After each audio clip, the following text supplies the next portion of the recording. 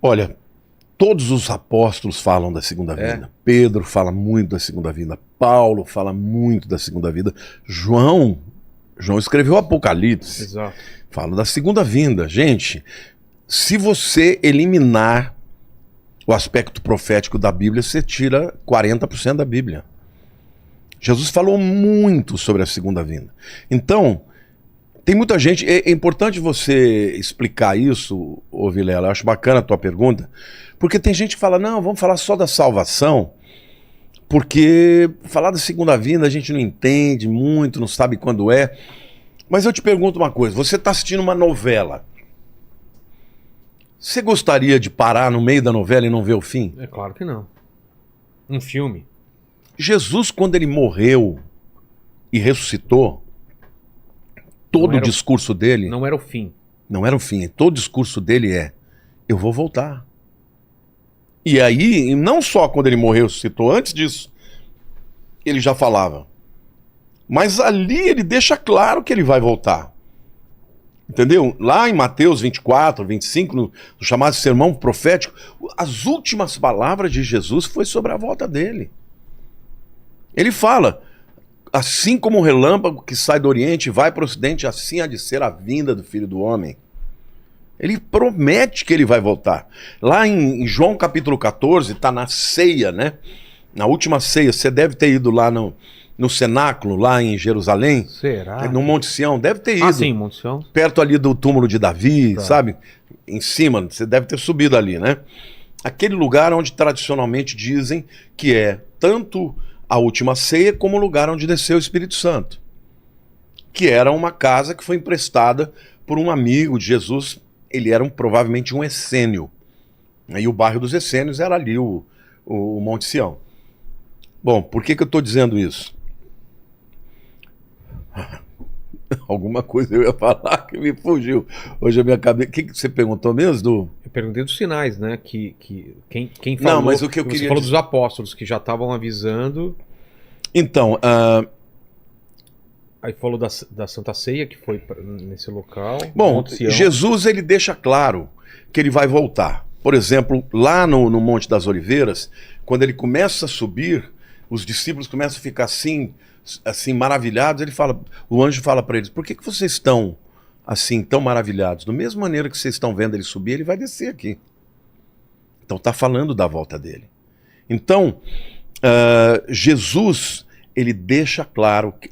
lembrei. Obrigado, meu Deus. Porque era um argumento tão importante, ele fugiu, né? Tem que ficar um pouco mais atento, que às vezes eu estou perdendo aqui. Na última ceia, que está lá, que está expresso lá em João capítulo 14, tá aquele peso, né? Aquele peso, os discípulos estão vendo que a coisa provavelmente vai morrer. E aí ele começa um discurso lindo, ele diz assim... Não se turbe o vosso coração.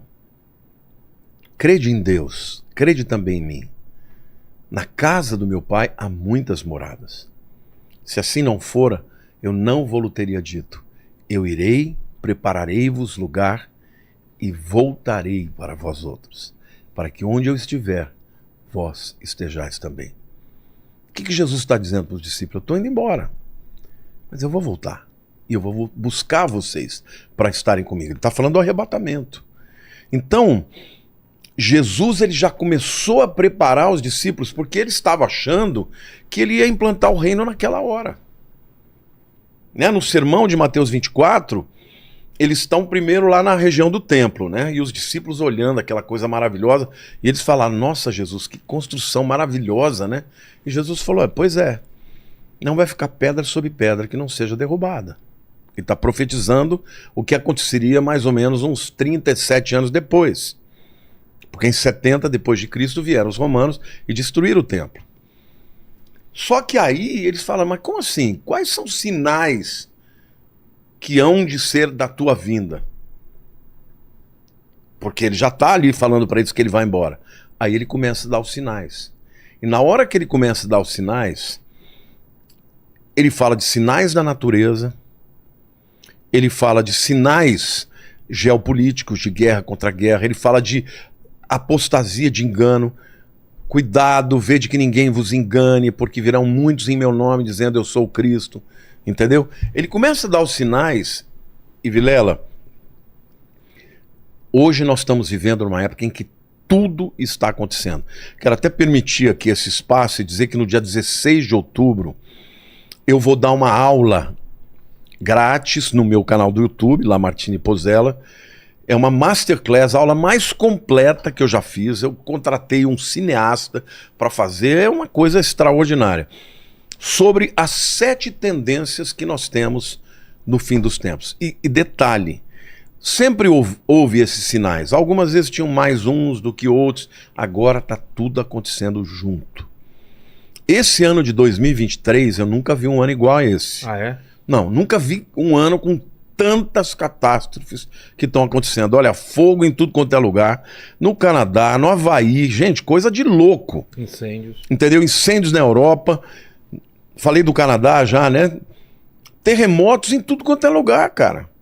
Enchentes aqui no Brasil, no Rio Grande do Sul, nós tivemos o que eles estão chamando de a maior catástrofe ecológica de todos os tempos no Brasil. Então, assim, nós estamos tendo assim muitos sinais que estão acontecendo e todos ao mesmo tempo. Então, tá chegando a hora. Você não pode dizer exatamente quando, porque Jesus proibiu, ninguém sabe o dia e a hora. Mas ele diz que era para você observar os tempos e as estações. E os sinais no Mar Morto? Sim, isso é maravilhoso também. No final dos tempos, o livro de Ezequiel diz que o Mar Morto, isso também é uma profecia linda, porque ele diz que o Mar Morto, ele voltaria a ter água potável, a ter água doce, inclusive peixes iam nadar nele e coisa e tal. Agora, detalhe, Ezequiel fala que a parte norte seria assim, mas a parte sul continuaria salgada. Agora, Ezequiel foi um profeta do exílio, nós estamos falando aí de 2.600 anos atrás. Naquela época, não existia a parte norte do Mar Morto. Era tudo uma coisa só. É uma coisa só. 50 anos atrás era uma coisa só. Quando é que o Mar Morto se dividiu em 2? Depois que Israel voltou para sua terra e começaram ali prosperar, muita gente, começaram a usar a água do mar da Galileia, o Mar Morto começou a secar. E na hora que ele começou a secar, ele se dividiu em 2. Hoje, inclusive, tem um canal que eles fazem entre a parte norte e a parte sul para que a parte sul não seque completamente. Mas se você olhar até na imagem do satélite, viraram 2 corpos de água. E detalhe, na parte norte começaram a aparecer, veja, a água do Mar Morto está descendo cada vez mais. Então isso significa que já centenas de metros de um lado e de outro, onde havia água, não tem mais água. O que acontece? Aquela pressão daquela água sobre aquela terra não existe mais. Então, do subterrâneo, começaram a aparecer crateras com água doce, que começou a pressionar para fora. Não tem mais o peso da água empurrando para baixo, a água começou a vir de baixo para cima. Hoje já tem mais de 9.000 crateras, chamadas de bolaines. Essas crateras de água doce, algumas são gigantescas, já tem peixes nadando. Então, a profecia começou a se cumprir. Ainda